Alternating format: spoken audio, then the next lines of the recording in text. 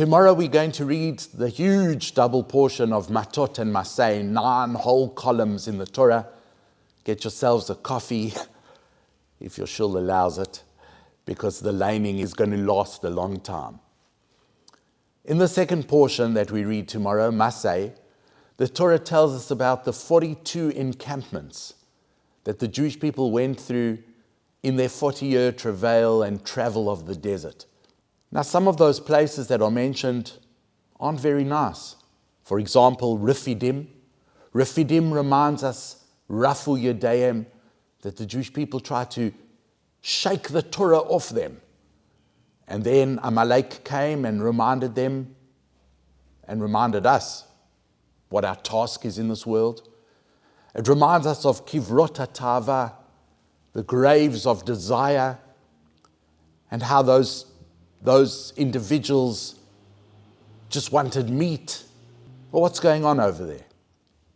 Why do we have to remember all those terrible things? The answer is that human beings have a tendency to forget the bad times. Human beings, historians, kingdoms who write their histories leave out the defeats. But the truth is, it's the defeats, it's the failures that make us who we are. Of course, we're going to fail in life, but it's the failure that inspires us to move on and to get to greater heights. Life is a journey, and a journey has its ups and downs. It's not about the destination. A story is told about a guy who was getting on in years, and he really wanted a shidduch. He was really looking for his soulmate. And he went out with so many different women, searching for the perfect partner. And after one devastating date after another, one failed attempt after another, eventually he found his soulmate.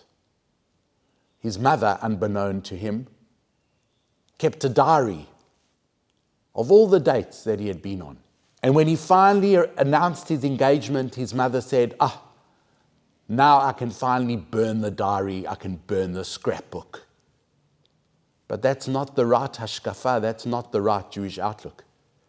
The right Jewish outlook is perhaps he needed to go on all those dates in order to work out who he was, in order to find out who he was truly looking for and who his soulmate was. It was the journey that helped him grow into the person he finally became, who was ready to get married and find his soulmate. The Torah is teaching us a very important lesson about life, and that is we've got to look in the mirror and say, look what I've been through, and look what I have become. Shabbat Shalom.